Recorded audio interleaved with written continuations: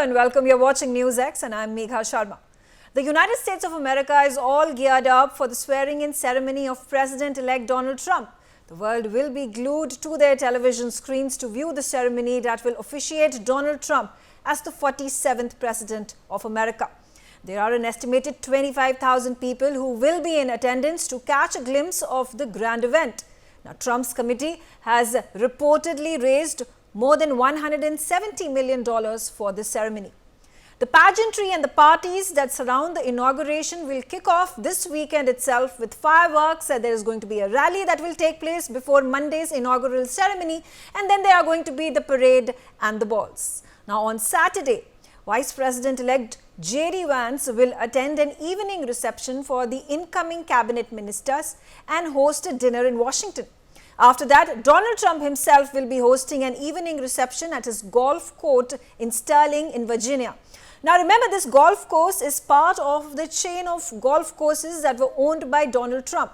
Now the Virginia golf course in particular became famous during Trump's presidency from 2016 to 2020 because the president would often be spotted playing golf there on his weekends. Now, Sunday will begin with the Arlington ceremony where the president-elect will participate in a wreath-laying ceremony at the tomb of the unknown soldier at the Arlington National Cemetery. The tomb is symbolic of the all-war dead whose remains have not been found or identified till now.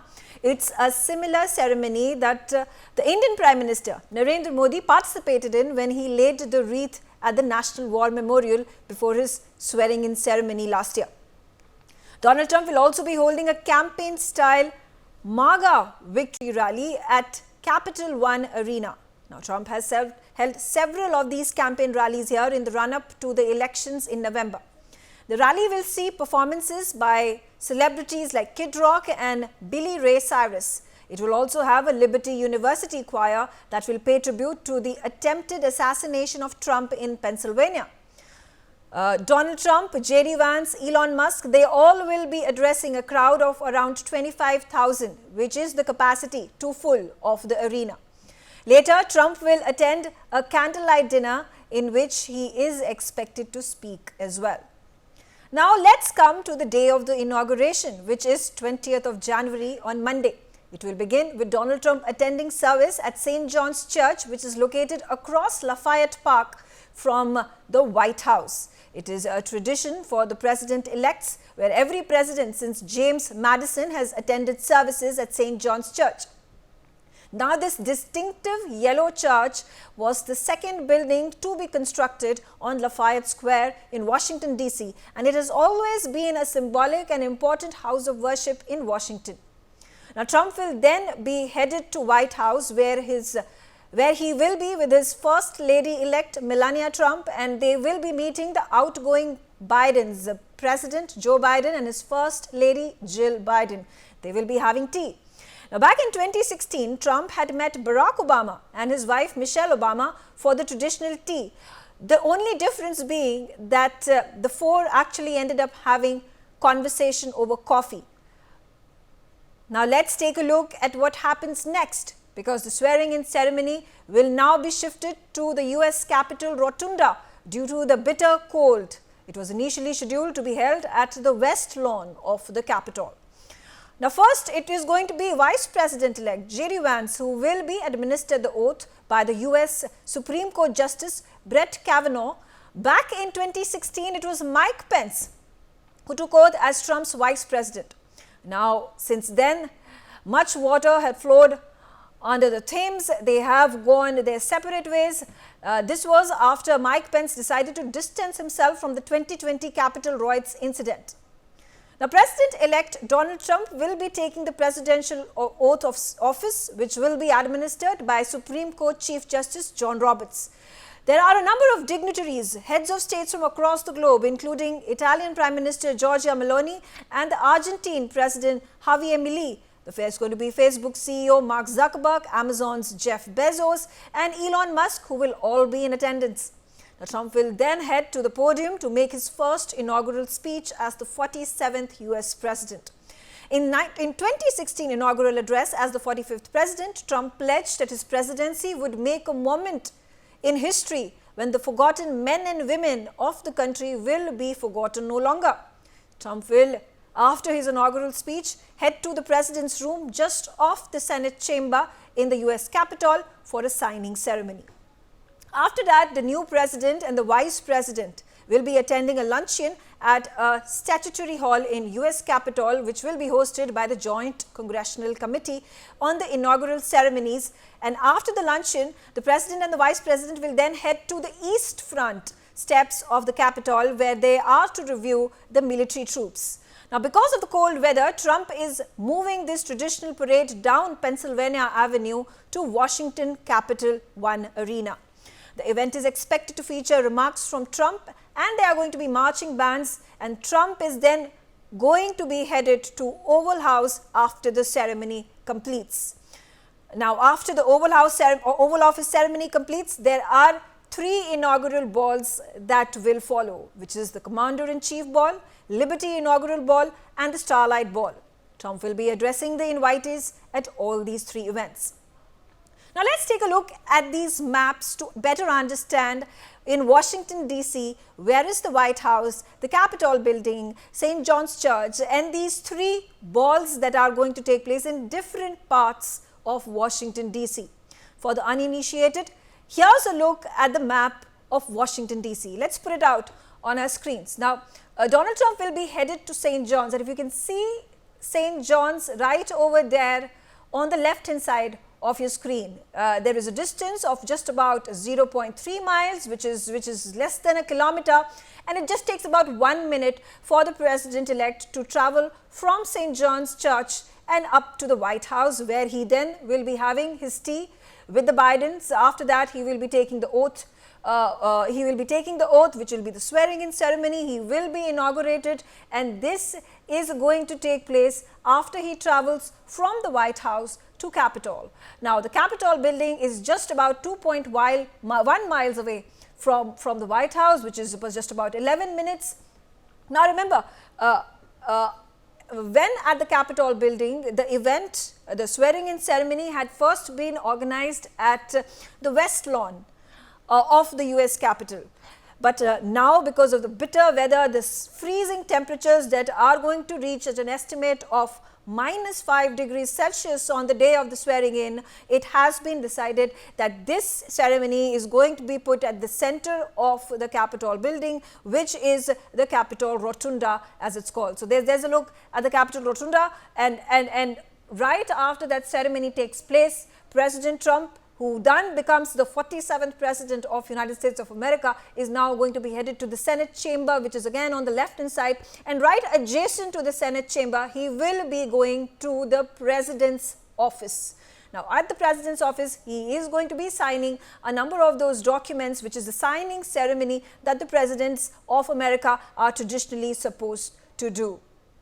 Now, after that happens, he will then be traveling from the Capitol, because after becoming the president of the United States of America, he will be taking that entire route. He will be walking down that massive parade with, there are going to be barricades that are going to be put up. There are law and order agencies, the enforcement departments that has put up its officials all around, where the long march, that's actually it's not going to be long because it's just about 1.6 miles long.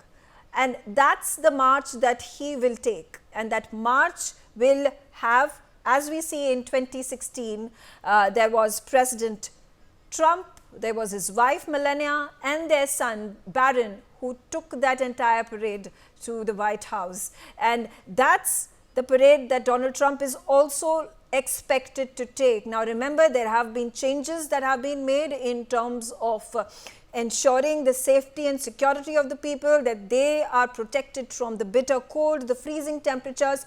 Is that parade though going to be taken by President Trump, Melania Trump on his side, and their son Barron? Well, we'll see that at the ceremony itself on Monday, on 20th of January. And then finally, after that parade gets done, he is going to be meeting the dignitaries. But let's take a look at finally at the end of this entire ceremony, that gets completed, there are also these 3 balls that President Trump is going to attend. Now, these 3 balls, let's take a look. They are also nearby, just about a distance of about a couple of kilometers.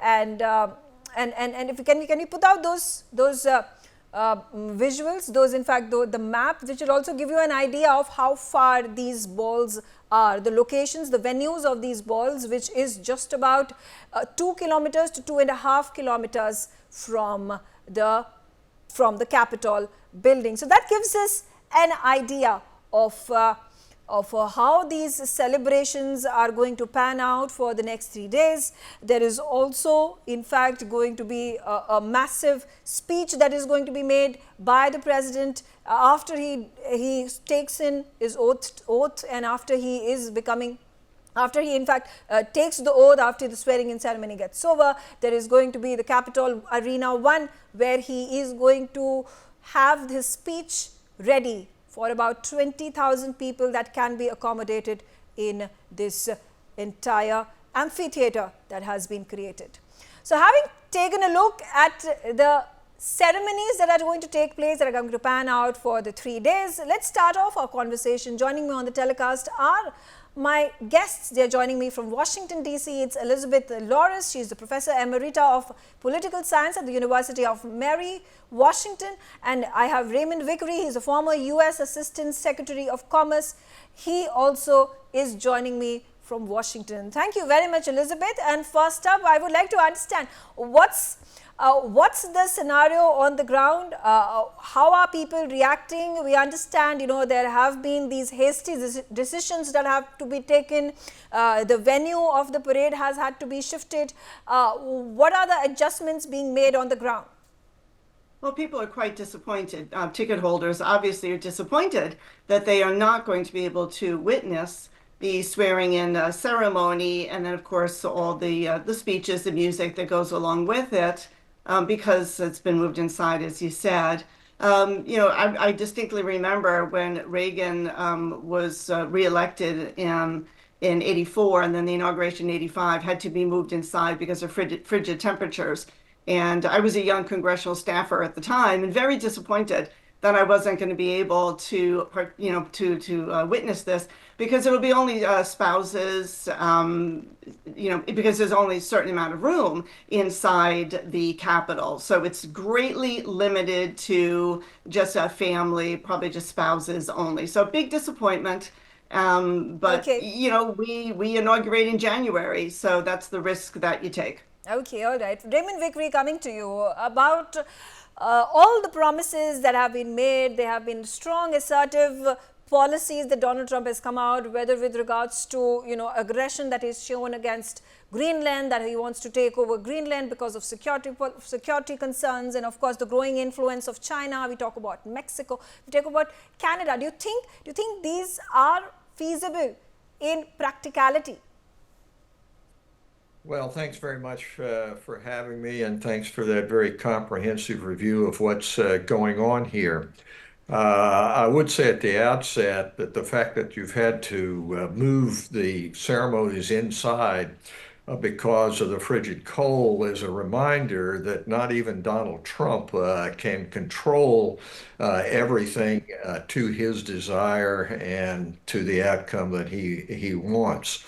The business about Greenland, about the Panama Canal, even Canada, fits in with the throwback nature of the Republican approach, the MAGA approach, the Make America Great Again, Donald Trump approach to government. And that is that it's not a question of working to bring about coalitions and widespread approach to the rule of law and norms, but it is one of aggrandizement and one of what's in it for me. So I think that you're going to have a reflection here of the very transactional approach that Donald Trump brings to government. Okay. I think this is unfortunate in some ways, but hopefully this speech is going to be better than the one he gave last time he was inaugurated, which was American Carnage, which tried to paint a very, very dark picture. And hopefully, this is going to be more upbeat, more in the line of what Ronald Reagan would do of Morning in America. But that may be too much to hope for. Okay. All right. Interesting. Elizabeth, would you like to respond to that, and particularly in terms of the policies of Donald Trump that he has already started talking about, and he says he's going to implement, which is that one policy that he has spoken about that sort of astounds you and takes you by surprise?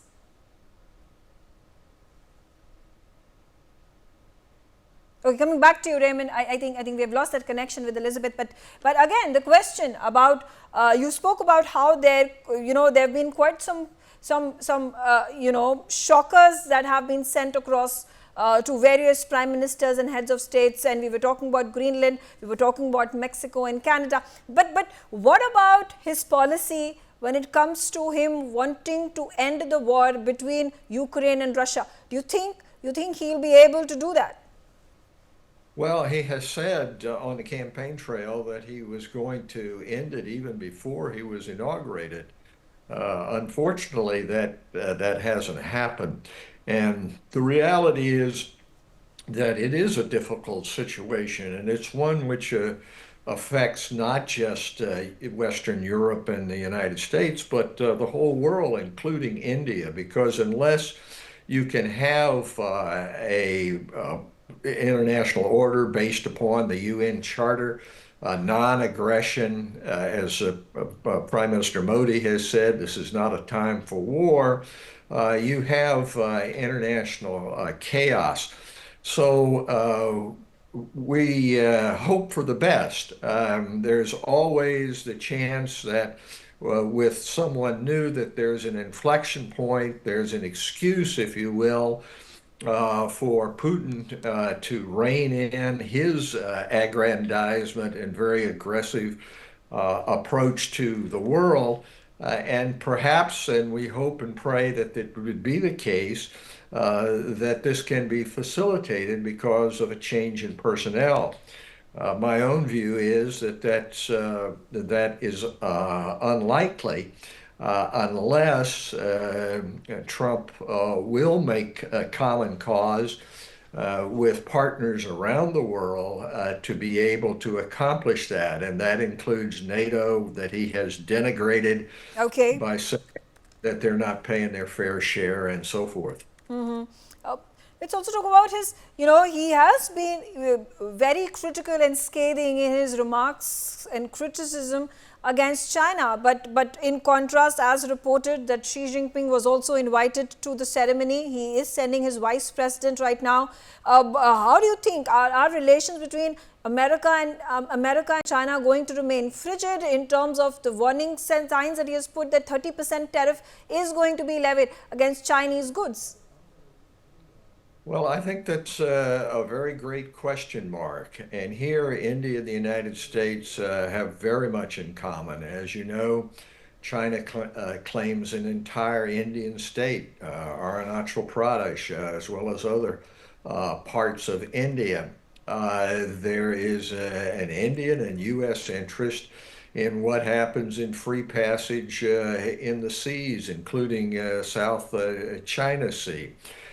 So there is that concern when he turns around and says, well, come on, Xi Jinping, to my inauguration.